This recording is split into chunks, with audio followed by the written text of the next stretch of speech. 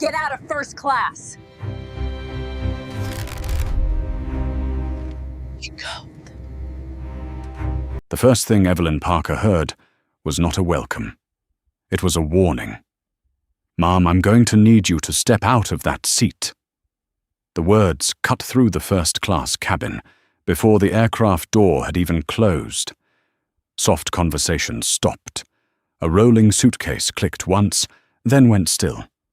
Somewhere near the galley, a champagne bottle tapped against glass. Evelyn looked up slowly from her phone. She was seated in 1D, front row, window side, her leather tote placed neatly beneath the footrest. Her boarding pass rested on the armrest beside her. Her dark blue suit was pressed, her shoes polished, her posture calm enough to make the moment feel even colder. The flight attendant standing over her wore a tight smile and a name tag that read, Rachel Simmons. Rachel held a tablet against her chest like a shield. "I'm sorry," Rachel said, though nothing in her face looked sorry. "This seat is usually reserved for our VIP clientele." Evelyn blinked once. "I am VIP," she said. Her voice was quiet, not weak, just controlled. She lifted her boarding pass and handed it over. Rachel took it with 2 fingers, as if the paper might explain something unpleasant. Her eyes moved across the screen of her tablet, then down to the pass. Evelyn Parker, Diamond Elite, Seat 1D. The facts were right there. Still, Rachel did not move. A small crease formed between her brows, not confusion, resistance. Behind her, a man in a grey sport coat leaned slightly into the aisle. Across from him, an older woman lowered her reading glasses. People could sense unfairness before they were willing to name it. Evelyn could feel their attention settle on her shoulders. She had known that feeling for most of her life. Boardrooms, hotel lobbies, private clubs, charity galas where people assumed she was staff until she stepped to the podium. She had learned how to survive the first look, the second look, the long pause after her name. But this was different. This was public. This was deliberate. Rachel cleared her throat. "There may have been a system issue," she said. "We sometimes have passengers seated here who are not familiar with our premium cabin policies." Evelyn studied her face. Rachel was in her mid-30s, polished, pretty, and nervous in the way people get when they are about to do the wrong thing, but still want it to sound professional. Her blonde hair was pulled into a neat bun. Her lipstick was perfect. Her eyes kept drifting toward the boarding door, as if waiting for someone more important to arrive. A younger attendant in the galley looked over. His hand hovered near a stack of menus. He saw the boarding pass. He saw the seat. He saw enough. But he said nothing. That silence carried weight. Evelyn placed one hand on the armrest. Her fingers did not tremble. "Rachel," she said, reading the name tag. "I booked this seat 2 weeks ago. I paid in full. I checked in through the airline app. Your system cleared me at the gate." Rachel's smile tightened. "I understand that, ma'am. Then please explain the issue." The question landed cleanly. No anger, no drama, just truth. And truth, when spoken calmly, can make a room uncomfortable. Rachel shifted her weight. Her shoes pressed into the carpet. The cabin lights glowed soft gold across cream leather seats and polished chrome trim. Everything about the space had been designed to whisper luxury. But dignity was not in the design. Dignity depended on the people inside it. Rachel glanced again toward the door. Evelyn followed her eyes. A woman had just entered the aircraft. Late 50s. Platinum hair, cream blazer, oversized designer handbag. She walked slowly, not because she was tired, but because she expected the aisle to belong to her. Rachel's entire expression changed. Her shoulders relaxed, her smile warmed. "Good morning, Mrs. Whitman," Rachel said. "So glad to have you with us again." The woman smiled without looking at Rachel. Her eyes landed on Evelyn, then on the seat, then back on Evelyn. "That's my seat," Margaret Whitman said. No question. No greeting. No shame. Evelyn did not stand. Rachel swallowed. "Mrs. Whitman usually sits in 1D on this route," she said carefully. Evelyn looked from Rachel to Margaret. "Usually is not a boarding pass." A faint murmur moved through the cabin. Margaret's mouth hardened. "Young lady," she said, "I've flown Skybridge longer than you've probably had a career." Evelyn felt the old heat rise in her chest. Not rage. Memory. Her father's voice came back to her from a kitchen table in Boston, where bills sat beside engineering drawings and strong coffee. "Never let people rush you out of a room you earned the right to enter." Evelyn inhaled. Slow. Measured. Rachel lowered her voice. "Miss Parker, we do have another first-class seat available. 5A. Same cabin. Same service." Evelyn looked at the seat number on her pass, then at Rachel, then at Margaret Whitman, who was already holding her handbag like the matter had been settled. For 1 second, no one breathed. Evelyn knew what they saw. A black woman sitting where someone else expected privilege to sit. But what they did not know was worse for them. Much worse. Because Evelyn Parker was not only a passenger on Skybridge Airlines, by the time this plane landed in Washington, she would control it. Margaret Whitman took one slow step into the aisle, and the cabin seemed to shrink around her. She did not ask for help. She expected it. That was the difference. Rachel stood between the two women, her tablet pressed so tightly to her ribs that her knuckles turned pale. She knew what the screen said. She knew Evelyn Parker belonged in 1D, but she also knew Margaret Whitman. Every crew member on this route knew her. The notes in the passenger profile were almost ridiculous.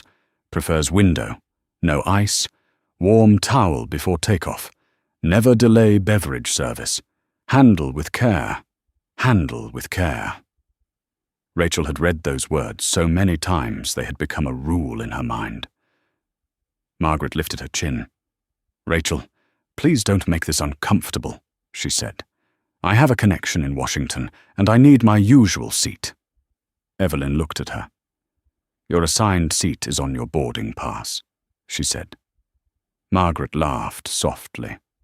Not loud, not friendly. The kind of laugh meant to make someone feel smaller.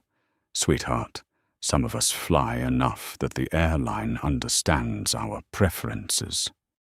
A man in row 2 shifted in his seat. His jaw tightened, but he stared down at his phone.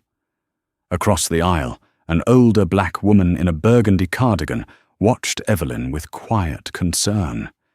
She had seen this kind of moment before. Not always on planes, sometimes in hospitals, banks, churches, grocery stores, different settings, same message: move, make room, do not disturb the comfort of someone more familiar. Rachel leaned closer to Evelyn, lowering her voice as if kindness could soften the unfairness. "Miss Parker, 5A is still a very nice seat. It will avoid delaying the flight." Evelyn's eyes sharpened. "I am not delaying the flight." The words landed hard. Rachel's cheeks flushed. "Of course not. I just mean we need to resolve this quickly. Then resolve it correctly." Silence. The younger attendant in the galley, a man named Tyler Brooks, looked down at the manifest in his hand. He saw it clearly. Margaret Whitman, seat 1F. Evelyn Parker, seat 1D. No system error. No confusion. He took half a step forward. Rachel saw him move. "Tyler!" she said, her voice clipped. "Could you finish the welcome drinks, please?" Tyler froze. For a second, his eyes met Evelyn's. There was apology there. And shame. Then he turned back toward the galley. Evelyn felt that more deeply than Margaret's insult. Prejudice was ugly, yes. But silence made it powerful. Silence gave it a uniform, a badge, a policy manual, a soft voice saying, "Let us make this easier." Margaret sighed and looked around the cabin. "I don't understand why this has to be such a production," she said. "I've had a long morning." Evelyn almost smiled. A long morning. She thought of her own morning. The call before sunrise with her legal team in New York, the final review of acquisition documents, the quiet message from her chief counsel, reminding her that once the closing moved through, Parker Meridian would hold controlling interest in Skybridge Airlines. She had not slept much, but she had prepared. Evelyn reached down and picked up her tote. The leather was soft from years of use. Not because it was expensive, though it was, but because it had traveled with her through every room where she had been underestimated. Rachel exhaled, relieved too soon. "Thank you for understanding," she said. Evelyn looked up at her. "Do not mistake my decision for understanding." Rachel's mouth opened, then closed. Margaret stepped aside with a satisfied smile, already turning toward the seat as if she had won something noble. Evelyn stood. The cabin watched. Her movement was slow, controlled. No anger spilled out. No raised voice, no dramatic speech. Just a woman gathering herself with the kind of dignity that made the room feel guilty. As she stepped into the aisle, the older woman in the burgundy cardigan whispered, loud enough for row 1 to hear. That seat was hers. Margaret pretended not to hear. Rachel heard. Her face tightened. Evelyn walked past her. The aisle felt longer than it was. Every step carried the weight of old rooms and locked doors.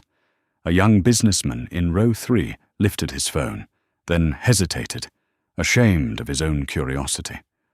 A retired teacher near the window pressed her lips together, remembering the children she had taught to speak up, and wondering why adults so often failed to do the same. Evelyn reached 5A. She sat down. The seat was comfortable, wide, quiet. But it was not the point. She placed her tote beneath the footrest, opened her laptop, and entered a secure password. Her face glowed in the blue light of the screen. One message waited. Closing window open. Final authorization required. Evelyn stared at it for a breath, then another. In row 1, Margaret settled into Evelyn's seat and lifted her hand. "Rachel, dear, could I have sparkling water before takeoff?" "Of course, Mrs. Whitman." Evelyn's fingers moved across the keyboard. "Confirm controlling acquisition of Skybridge Airlines. Authorize leadership transition upon landing. Initiate internal review of Flight 3921. She paused at the last line. Then she added one more note. Observe treatment patterns before disclosure. Her finger hovered over the key. In that small pause, there was no revenge, only responsibility, because power used only to punish becomes another kind of cruelty. But power used to correct what humiliation reveals can become justice. Evelyn pressed send. The message disappeared. The engines began their low, rising hum. And at the front of the cabin, nobody knew the woman they had moved to 5A had just changed the future of the airline. The plane lifted through a low ceiling of grey clouds, and the first-class cabin settled into the kind of quiet that always comes after tension pretends to be over. But nothing was over. Evelyn sat in 5A with her hands folded over her closed laptop. The aircraft climbed smoothly. The engines held a steady roar beneath the floor. Glasses chimed softly near the galley. Seatbelts clicked. A baby cried somewhere behind the curtain, then softened into a tired whimper. At the front of the cabin, Margaret Whitman reclined in 1D as if she had restored order to the world. Rachel hovered beside her with a tray of sparkling water and warm mixed nuts. "Here you are, Mrs. Whitman," Rachel said. Let me know if the temperature is comfortable. Margaret accepted the glass without looking up. Much better, she murmured. I don't do well when things feel chaotic. Rachel gave a small laugh. Of course. We want you to feel at home. Evelyn heard every word. She did not turn her head. That was another skill she had learned. Never give people the satisfaction of seeing the wound while they are still holding the knife. Tyler Brooks moved through the aisle with menus. He stopped at Evelyn's row and offered one with both hands. Miss Parker, he said softly. I apologize for the earlier confusion. Evelyn looked up. Tyler was young, maybe 27, with tired eyes and the careful politeness of someone still new enough to feel wrongness before company culture trained it out of him. His smile trembled at the edges. Was it confusion? Evelyn asked. Tyler swallowed. He looked toward Rachel, then back at Evelyn. No, ma'am, he said quietly. I don't think it was. The honesty sat between them like a small light. Evelyn accepted the menu. Thank you for saying that. Tyler nodded, but guilt tightened his face. I should have spoken up sooner. Yes, Evelyn said. The word was not cruel. That made it harder for him. He lowered his eyes. My mother always told me silence can become agreement, he said. I guess I forgot that for a minute. Evelyn's expression softened. Then remember it now. Tyler stood still for half a second, as if those words had landed somewhere deeper than training. Then he moved on, his shoulders a little straighter. Across the aisle, a retired school principal named June Harris had been watching. She was 72, traveling to visit her sister in Maryland after a hip surgery. She had spent half her life telling children that fairness mattered, and the other half watching adults behave as if fairness were optional when money entered the room. She leaned slightly toward Evelyn. Honey, she said in a low voice, you handled that with more grace than they deserved. Evelyn turned to her. Grace is not the same as acceptance. June smiled sadly. No, it is not. At the front, Margaret's voice rose just enough to be heard. Rachel, I hope there won't be any more disruptions. Some of us paid for peace. A pause followed. Rachel glanced back toward Evelyn.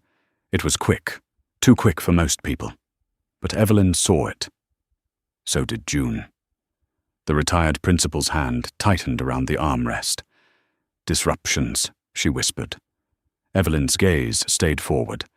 People often rename injustice when they want to feel comfortable with it.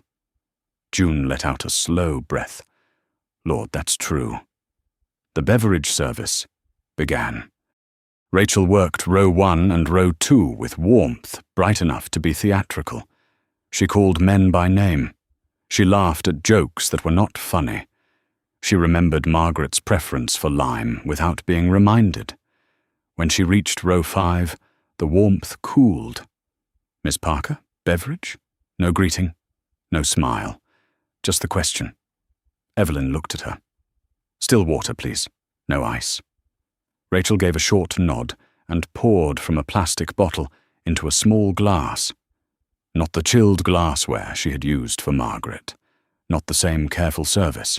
A small difference. Easy to deny, hard to miss. Evelyn watched the water settle. Rachel began to turn away. Evelyn spoke. Rachel. The attendant stopped. Yes, ma'am. What happened in row 1 was not a seating preference. It was a choice. The cabin seemed to listen again. Rachel's neck stiffened. Miss Parker, I'm sorry you feel that way. No, Evelyn said. One word. Clean. Rachel looked back. Evelyn's voice remained low, but the silence around it made it carry. Do not apologize for my feelings. Apologize for your actions. A fork stopped against a plate. A phone screen lifted in row 3. Tyler froze near the galley. Rachel's face flushed red. Mom, I was trying to accommodate a loyal customer." "You had 2 loyal customers," Evelyn said. "You protected only the one you recognized." Margaret set down her glass. "Excuse me," she said sharply. "Are we still talking about this?" Evelyn finally turned her head toward row 1. "Yes, Mrs. Whitman." Her voice was calm. "We are." Margaret blinked. She had not expected to be named. Evelyn held her gaze. "Because the truth does not disappear just because you are comfortable." The cabin went still. No engine roar could cover that silence. Rachel took half a step back. Margaret looked away first, and in 5A, Evelyn Parker sat perfectly still, already knowing that by the time they reached Washington, comfort would no longer be the standard. Accountability would. Rachel stood frozen beside row 5, the small glass of water still trembling on Evelyn's tray table. For the first time since boarding, the flight attendant did not look in control. She looked exposed, the kind of exposed that comes when someone realizes the room has seen the thing she thought she had hidden under polite words and a pressed uniform. Margaret shifted in 1D. "This is becoming very uncomfortable," she said, her voice sharp enough to cut through the cabin hum. June Harris turned her head toward the front. "Sometimes uncomfortable is where truth starts," she said. A few passengers looked down, pretending not to hear. Others watched openly now. The younger businessman in row 3 had his phone angled low, not quite brave enough to hold it high, but too disturbed to put it away. Rachel forced her shoulders back. "Ladies and gentlemen," she said, "let's keep the cabin calm. We're here to provide a safe and comfortable flight for everyone." Evelyn looked at her. Everyone. That word had weight. Rachel heard it. Her lips pressed together. Tyler appeared from the galley with a tray, but he stopped when he saw Rachel's face. He had worked with her for 6 months. He knew her polished tone. He knew the little laugh she used with wealthy passengers. He knew the way she could make a correction sound like a favor. But he had never seen her cornered by calm. Rachel leaned closer to Evelyn. "Miss Parker, I need you to lower your voice." Evelyn did not move.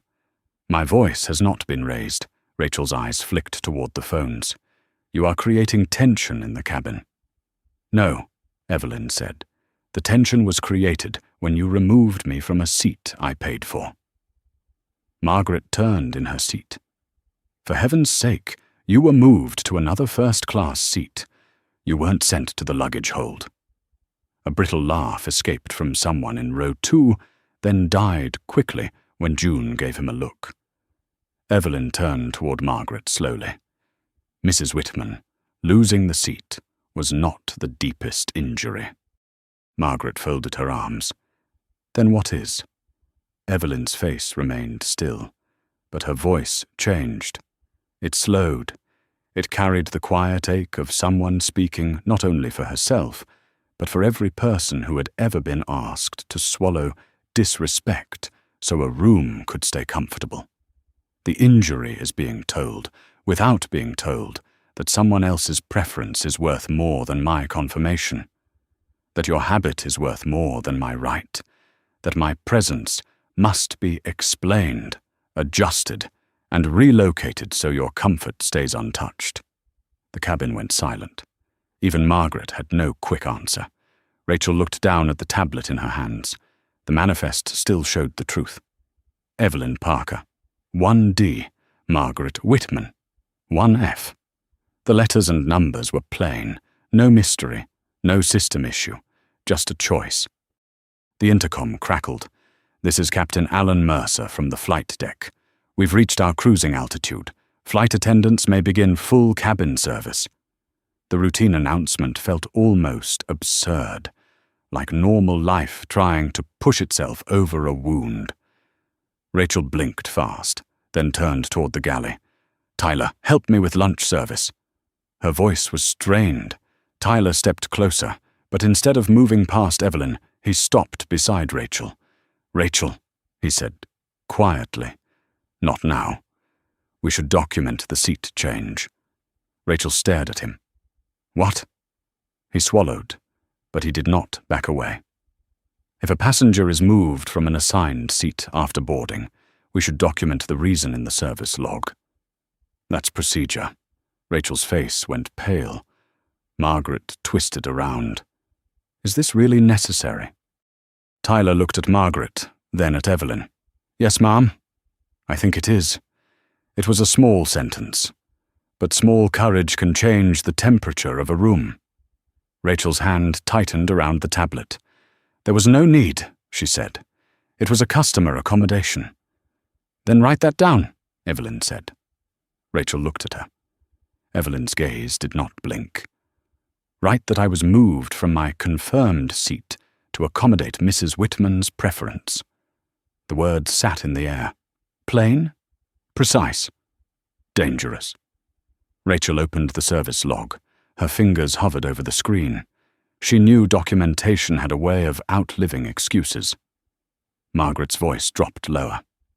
Rachel, I would be very careful about making this some official issue. Tyler's jaw tightened. It already is, Mrs. Whitman. Rachel shot him a warning look, but he did not lower his eyes this time.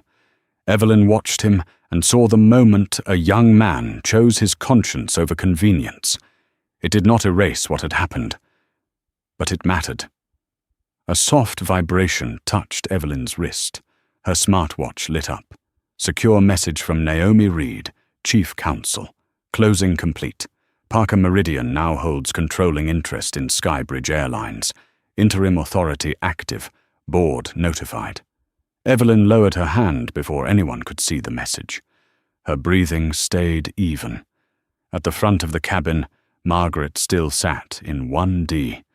Rachel still held the tablet. Tyler still stood between fear and integrity. And Evelyn, quiet in 5A, now carried the legal authority to change all of their lives. But she did not speak yet. Not because she was unsure, because real power does not need to rush. It waits until every person has shown exactly who they are. Lunch service began with the kind of silence that made every sound feel guilty. The wheels of the service cart whispered along the aisle. Metal tongs clicked against porcelain. A wine bottle breathed open with a soft pop near row 1. Rachel moved carefully now, as if the cabin had become a courtroom, and every gesture might be entered into evidence. Margaret Whitman sat upright in 1D, her face turned toward the window. She pretended to study the clouds, but her fingers betrayed her. They tapped the armrest in small, angry beats. Rachel placed a linen-covered tray before her. Grilled salmon with lemon butter, Mrs. Whitman, and the arugula salad, no onions. Margaret glanced at the tray. Thank you, Rachel. At least someone still understands service. The words were quiet. Not quiet enough. Tyler heard them from the galley. His shoulders stiffened. June Harris heard them, too. She closed her eyes for a moment, the way a person does when patience is being tested by foolishness. Evelyn heard them and did nothing. That bothered Margaret more than any response could have. Evelyn sat in 5A with the menu unopened on her tray. Her laptop was closed. Her phone rested face down. She looked like a woman waiting for weather to pass, except the storm was inside the cabin, and she was the only one who knew where lightning would strike. Rachel approached with a second tray. Miss Parker, she said, today we have chicken breast or pasta. Evelyn looked at the cart. A moment passed. Did everyone in first class receive the same menu options? Rachel's smile tightened. Yes, ma'am. Tyler looked up sharply. Evelyn noticed. So did Rachel. Evelyn's gaze shifted to the covered tray, still sitting on the lower shelf of the cart. What is that? Rachel's hand moved almost instinctively, blocking it. A special meal. For whom? Rachel hesitated. Mrs. Whitman requested it. Margaret turned from the window. Is there a problem with my meal now? Evelyn did not look at her.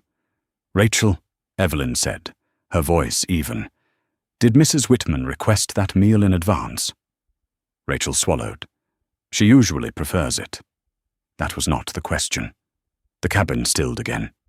Tyler stepped closer. His voice was careful. "Miss Parker, according to the service manifest, the special meal was attached to your reservation." Rachel turned on him. "Tyler." He did not stop. "Lemon herb salmon. No onions. Sparkling water. No ice. Seat 1D. Passenger Evelyn Parker."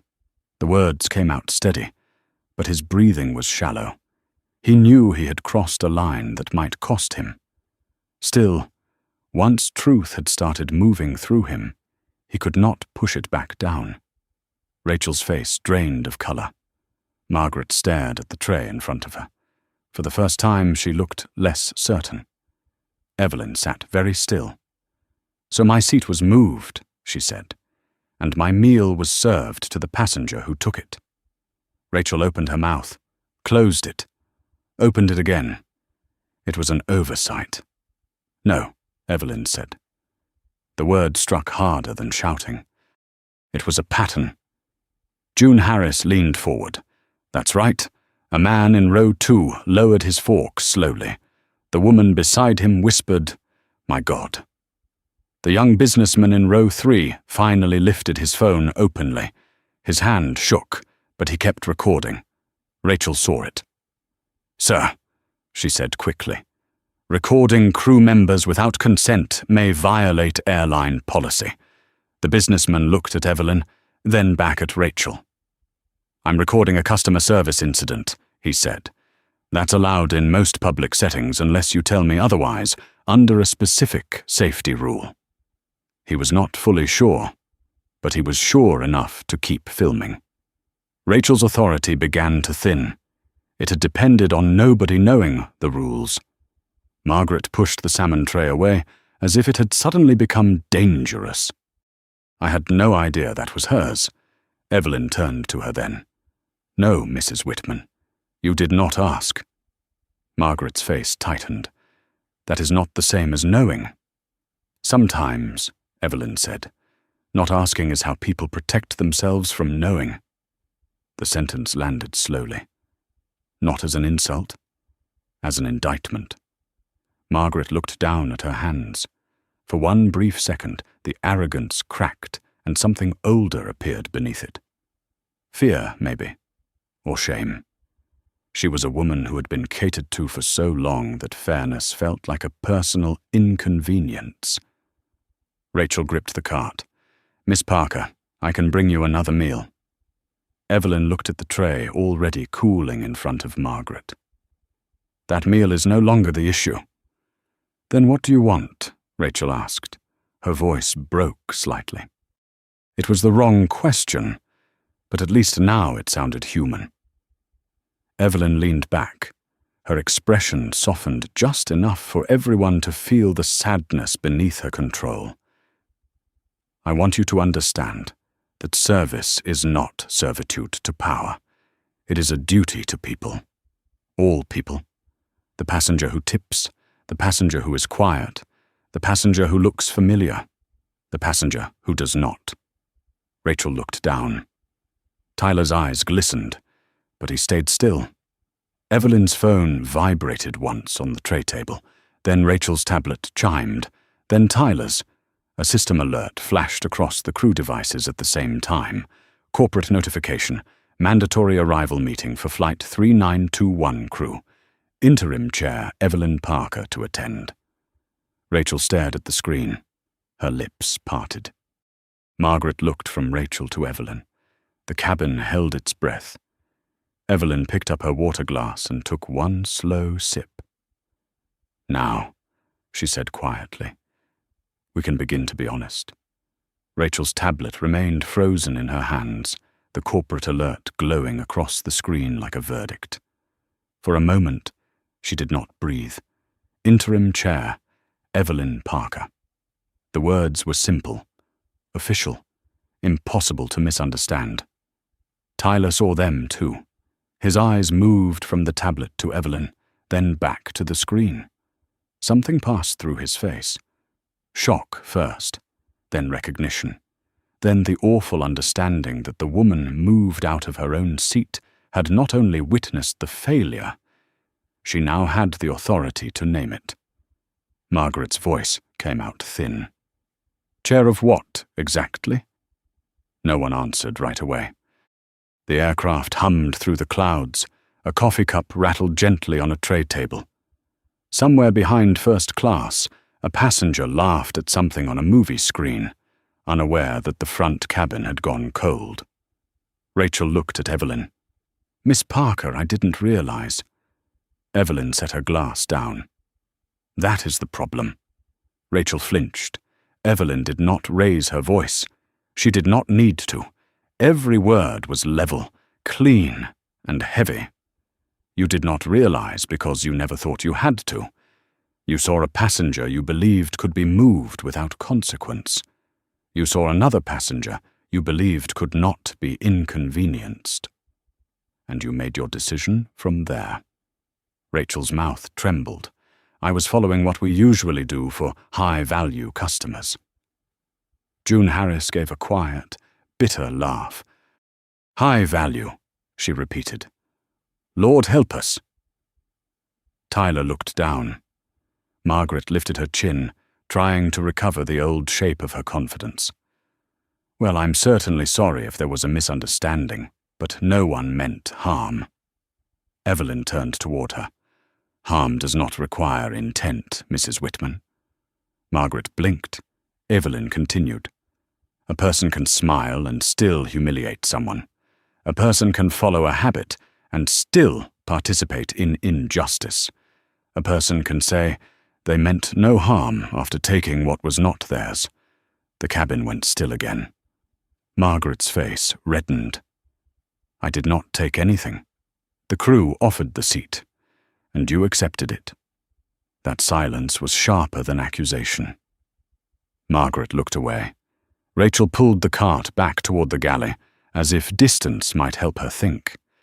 Her training told her to contain incidents, keep passengers calm, avoid confrontation, document only what was necessary. But nothing in her training had prepared her for being corrected by the person who now held power over the company. Her mind raced. Her mortgage, her seniority, her spotless evaluations, the thank-you notes from wealthy passengers, the compliments from supervisors who valued smooth flights over honest ones. She looked at Tyler. He was watching her with fear. But not betrayal. That hurt more. Rachel lowered her voice. "Tyler, can you cover the cabin for a minute?"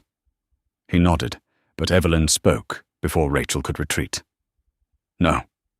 Rachel stopped. Evelyn's eyes were steady. "Stay present. This is part of the lesson." Rachel's throat worked. "Ma'am, with respect, I still have service duties." "Service is exactly what we are discussing." The words were quiet, but they closed every exit. Tyler stepped beside the cart. "Miss Parker," he said carefully, "would you like me to call the captain?" Evelyn shook her head. "Not yet.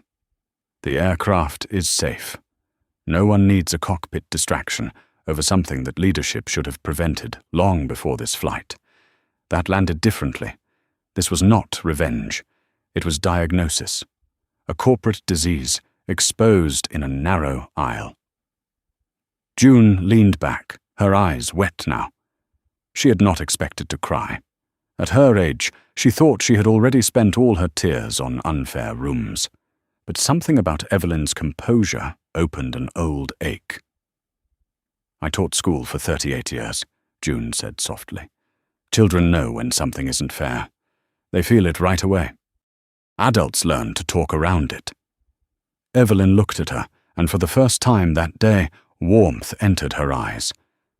"That is why we need adults brave enough to tell the truth plainly." Rachel stared at the floor. Plain truth was the thing she had avoided. The tablet chimed again. This time, Rachel answered it with shaking fingers. A message from Skybridge Operations appeared.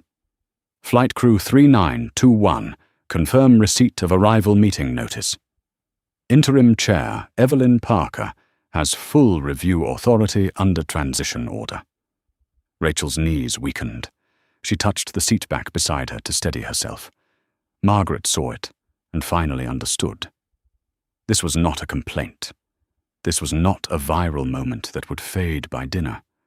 This was control. Real control. Evelyn lifted her phone and opened a secure message. She typed only a few words. No action until landing. Continue observation. Then she placed the phone face down again. Rachel watched the movement. Why wait? She asked before she could stop herself. Evelyn looked up.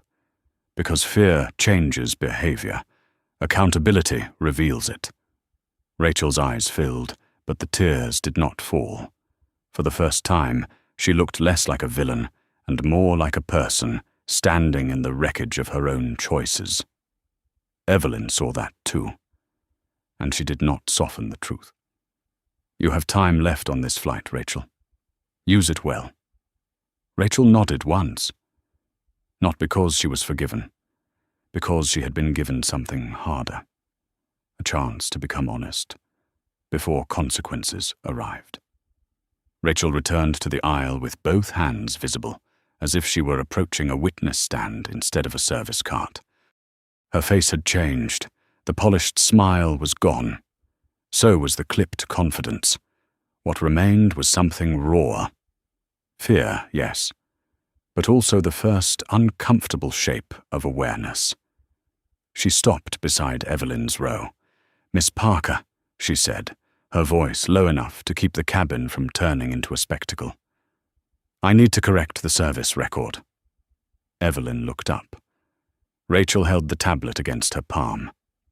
"I moved you from 1D to 5A after boarding. The reason entered was passenger accommodation. That is not specific enough." Tyler stood a few steps behind her, silent, watching. Rachel swallowed. "I'm changing it to say you were moved from your confirmed assigned seat to accommodate Mrs. Whitman's preference for 1D. Margaret turned sharply. "Rachel." Rachel did not look at her. "And I am noting that your special meal was incorrectly served to Mrs. Whitman after the seat change." The cabin air tightened. Margaret's face went hard. "I did not ask you to put that in writing." Rachel finally turned. "No, ma'am. You didn't." Her voice shook, but she stayed with it. "That doesn't mean it shouldn't be written down." It was the first brave thing Rachel had done all morning, and it cost her immediately. Margaret's eyes narrowed. Her hand moved to her phone. She had the muscle memory of influence. Complaint, call, pressure, consequence. It had worked for years.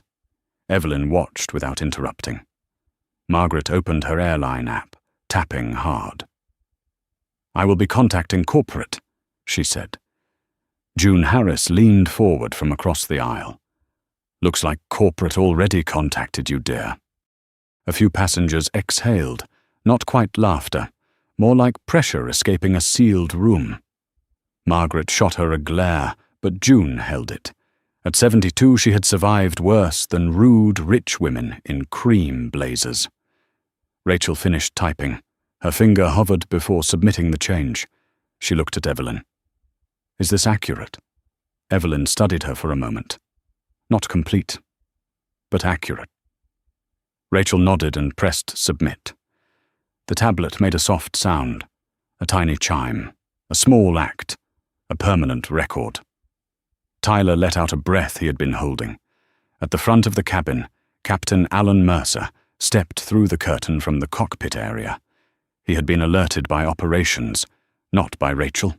His silver hair was neatly combed, his uniform crisp, his expression guarded. He had flown long enough to know that when corporate messages arrived mid-air, something had already gone badly wrong. "Rachel," he said. "Tyler. Is the cabin secure?" "Yes, Captain," Tyler answered. Mercer looked toward Evelyn. His eyes paused on her face, then moved to the tablet in Rachel's hand, then to Margaret, sitting stiffly in 1D. "Miss Parker," he said carefully. "Captain Alan Mercer." Evelyn gave a small nod. "Captain?" "I received a message from operations requesting that I be aware of a customer service incident. I want to make sure there is no safety concern." "There is no safety concern," Evelyn said. Mercer looked relieved for half a second. Then Evelyn continued. "There is a leadership concern." That landed harder. The captain's jaw tightened. Understood. But he did not fully understand. Not yet. He was a man trained to manage risk in weather, machinery, and passenger behavior. He knew how to divert, how to de-escalate, how to command. But moral failure was harder. It did not appear on radar. It hid in habits. It sounded like policy. It wore a smile. Mercer turned to Rachel. "What happened?" Rachel's lips parted. For a moment, the old instinct returned. "Protect the crew. Smooth the facts. Keep it brief." Then she looked at Tyler. Then at Evelyn. Then at the floor. "I made an improper seat change after boarding," she said. Miss Parker had a confirmed assignment in 1D. Mrs. Whitman preferred that seat. I prioritized Mrs. Whitman's preference. The captain looked at Margaret. Mrs. Whitman spoke quickly. "Captain, I did not demand anything. I simply pointed out that I always sit there." Evelyn's voice came calm from 5A, and everyone treated that habit as if it were law. Mercer closed his eyes briefly. He had heard enough to know this would not disappear. "Miss Parker," he said, "I apologize for what occurred in my cabin." Evelyn looked at him. "Your cabin reflects your culture, Captain." He absorbed that. Slowly. Painfully. "Yes, ma'am," he said. The words surprised Rachel. They surprised Tyler. They surprised Margaret most of all, because the captain had not defended the crew. He had listened. Evelyn's expression softened, but only slightly. "That is where repair begins." Mercer nodded. "Then we will begin there." The cabin was silent. Not peaceful. Not yet. But different. For the first time, the people inside it were no longer pretending that comfort and fairness were the same thing. Captain Mercer returned to the cockpit, but his apology stayed behind like a mark on the wall. No one spoke for several seconds. The aircraft moved through bright white cloud, sunlight washing across the windows, turning the cabin almost too beautiful for what had happened inside it. That was the strange thing about injustice. It did not always arrive in dark rooms. Sometimes it wore good lighting, soft leather, polished silverware. A voice trained to sound pleasant. Rachel stood near the galley with the tablet pressed flat against her stomach. Tyler came beside her. "You did the right thing," he said. Rachel shook her head. "Too late." "Maybe," Tyler said, "but not never." She looked at him then. Really looked. He was younger than her by almost 10 years, but in that moment, he seemed steadier. Not because he knew more, because he had chosen sooner. "I was scared," Rachel whispered. Tyler nodded. "Me too." That small confession reached Evelyn from 5A. She didn't turn toward them, but she heard the shift. Fear was honest. It was not an excuse, but it could become a doorway if a person walked through it. Margaret was not walking through anything. She sat rigid in 1D, scrolling on her phone with quick, angry movements. Her lunch sat untouched. The salmon had gone dull at the edges. The linen napkin lay folded beside it, perfect and useless. Finally, she turned around. "Miss Parker." Evelyn looked up. Margaret's face had softened, but only on the surface. Her pride was still there, trying to negotiate. "I think this has gotten out of hand." Evelyn waited. Margaret continued. "I don't believe anyone intended to disrespect you personally." Evelyn's eyes held hers. Personally is not the only way disrespect works. Margaret's mouth tightened. I am trying to apologize. No, Evelyn said gently. You are trying to reduce the damage. The truth struck harder because it was spoken without cruelty. Margaret looked away, then back again. I did not know who you were. There it was. The sentence that revealed the whole broken structure. June Harris lowered her eyes. Tyler's jaw clenched. Rachel closed her hand over the tablet. Evelyn leaned back slowly. And that should not have mattered. Margaret stared at her. Evelyn's voice was quiet now, but the cabin seemed to lean toward it. You should not need to know someone's title to respect their seat. You should not need to know their wealth to respect their reservation. You should not need to know their power to respect their dignity. Margaret's eyes blinked fast. For the first time, she looked old. Not glamorous. Not untouchable. Just old and tired and caught inside the habits that had protected her from ever asking who paid the price for her comfort. I am sorry, she said. The words came out rough. Evelyn did not answer quickly. Forgiveness was not a performance. It was not something owed to a person simply because they finally felt shame. Thank you for saying it plainly, Evelyn said. Margaret's face flickered with relief. Then Evelyn continued. But an apology does not return what was taken. It only begins the work of repair. Margaret nodded once, slowly. She turned forward, and this time her shoulders were lower. Rachel approached Evelyn again. Her steps were careful, but not theatrical now. She carried a fresh tray. Miss Parker, this is the replacement meal. I know it does not undo what happened, but I checked the manifest myself. This is the closest available option, and I prepared it personally. Evelyn looked at the tray. Warm chicken with rosemary, fresh fruit, a cloth napkin, real cutlery. Not the meal she had selected, but served with care. That care mattered because it had finally become intentional. Rachel placed it down. I also entered a full incident report, she said. I included my role, not just the seat change. Her voice trembled. I am sorry. Not because of your position, because I was wrong before I knew it. The cabin was very still. Evelyn looked at her for a long moment. That is the first honest apology I have heard today. Rachel's eyes filled. I don't know what happens when we land. Evelyn's gaze did not soften away from truth. Neither do you.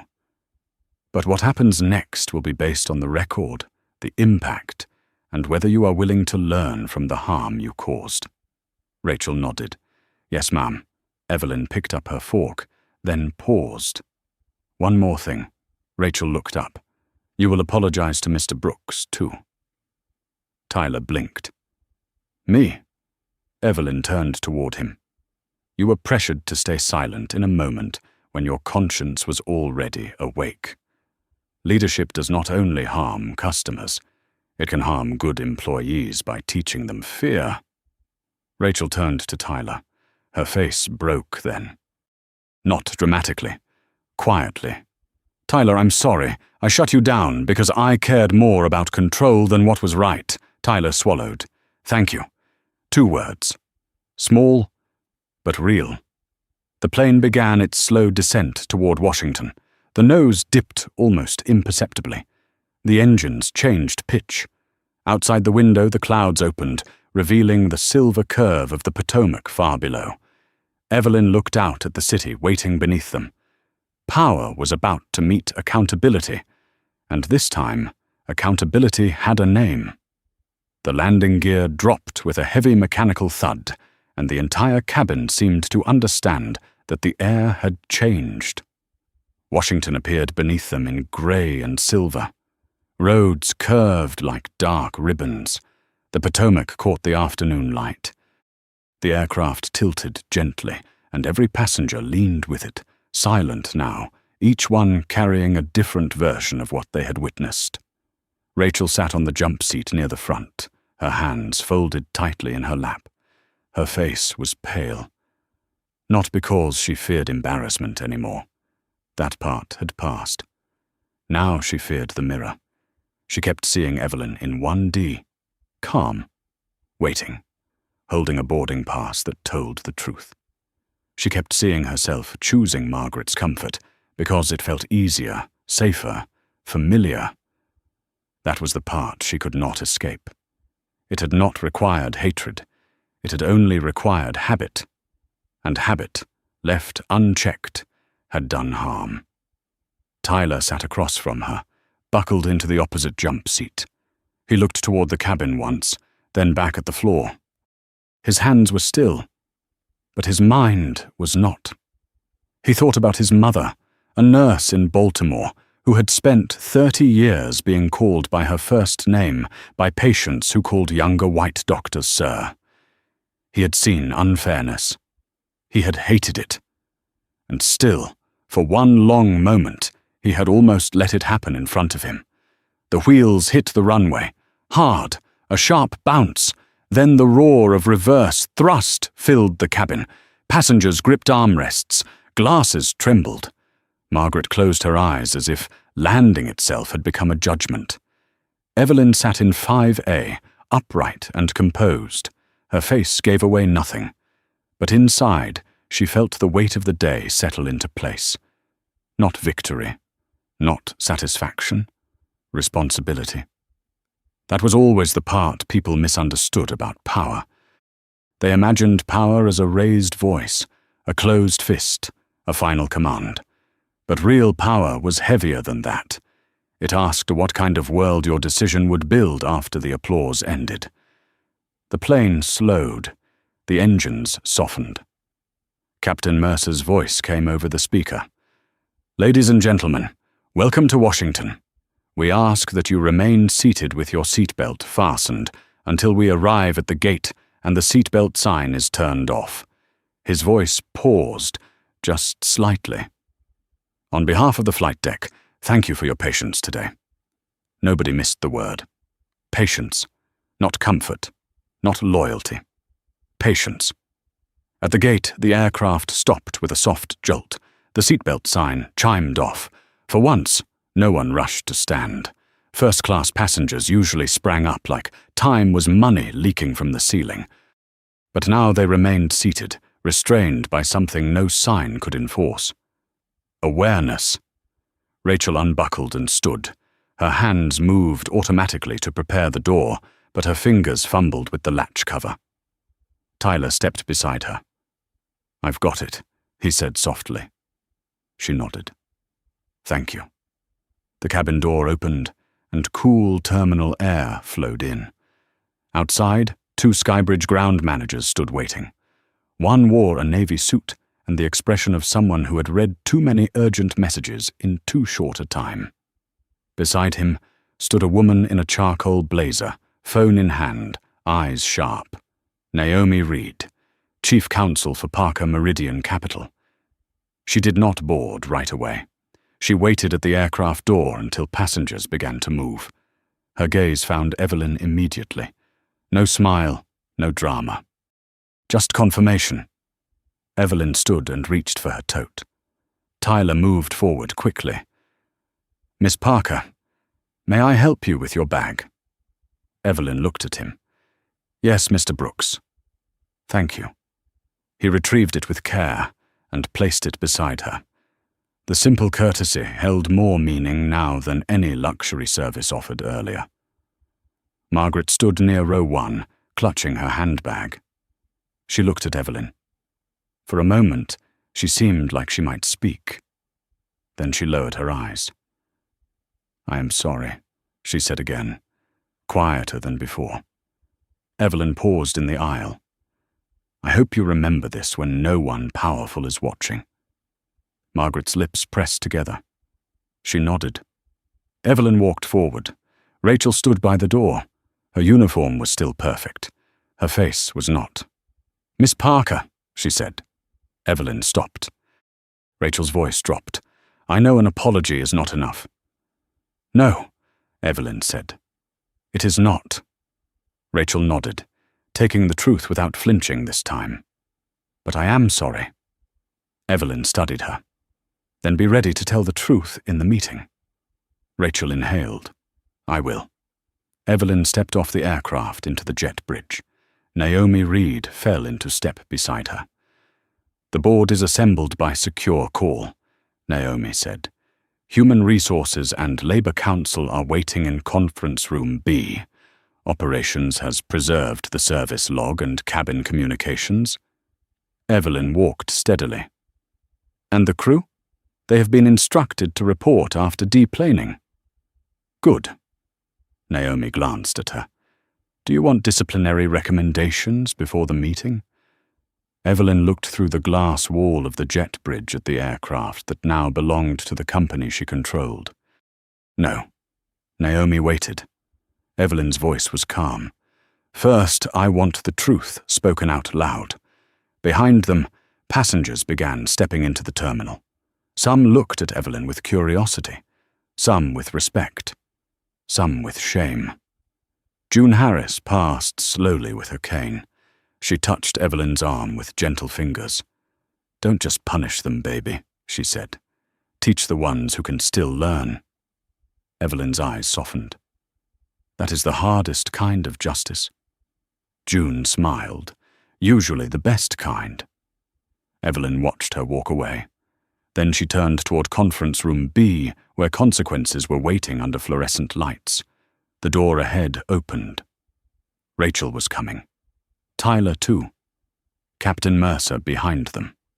And Evelyn Parker walked in first, not as the woman who had been moved from her seat, but as the one who would decide whether this company could still find its soul.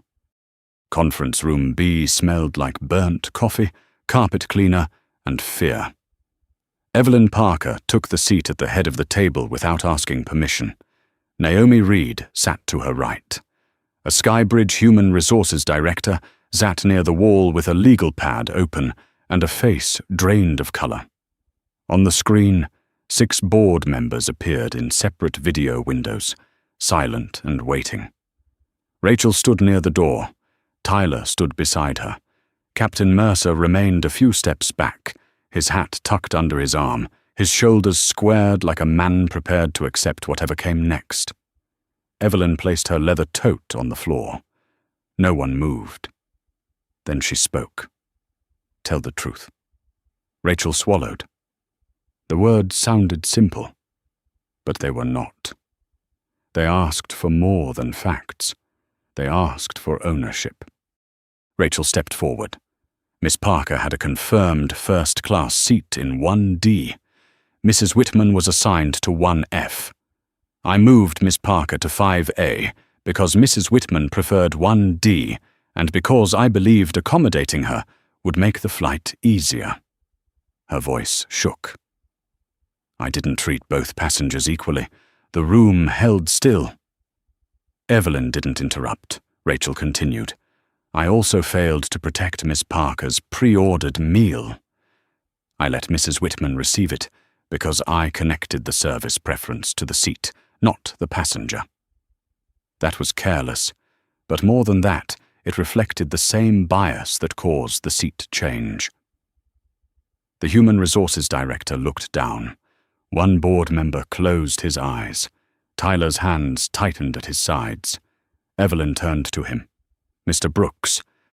Tyler stepped forward. I saw the manifest. I knew Miss Parker had the right seat.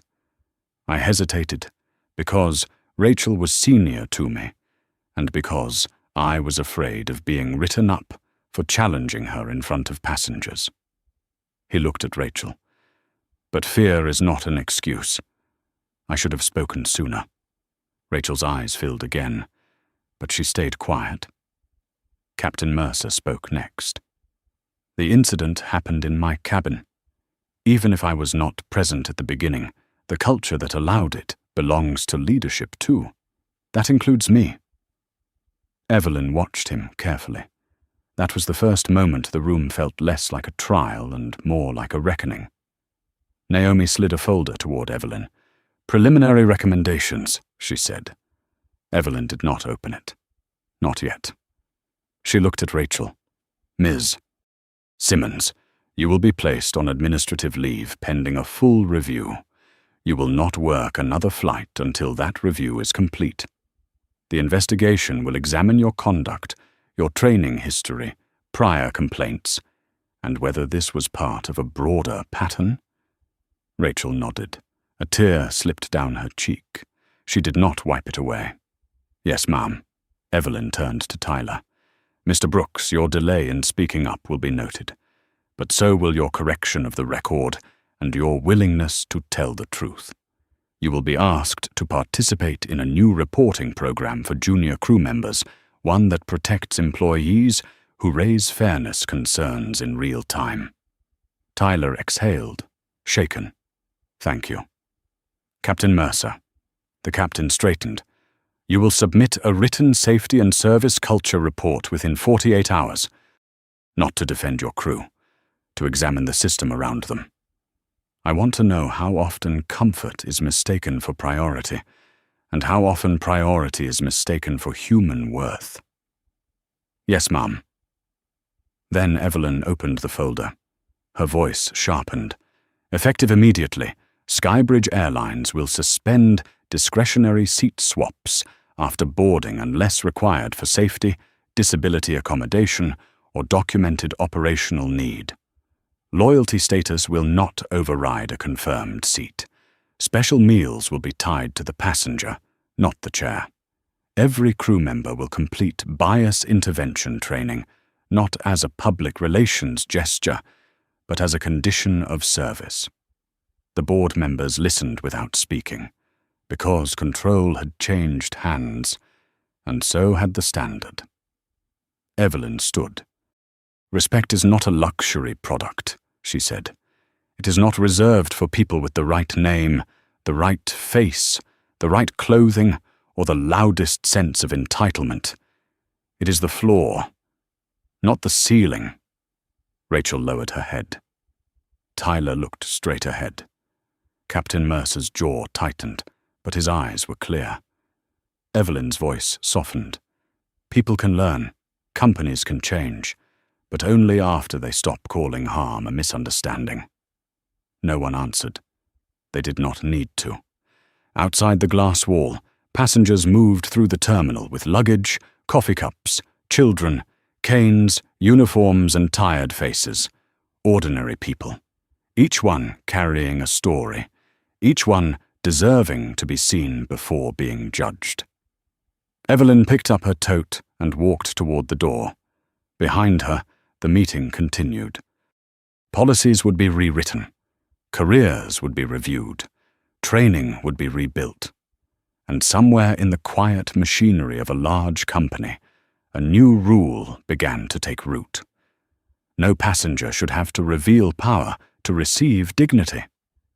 If this story reminded you that respect should never depend on status, like this video, subscribe for more meaningful stories, and comment, never stay silent.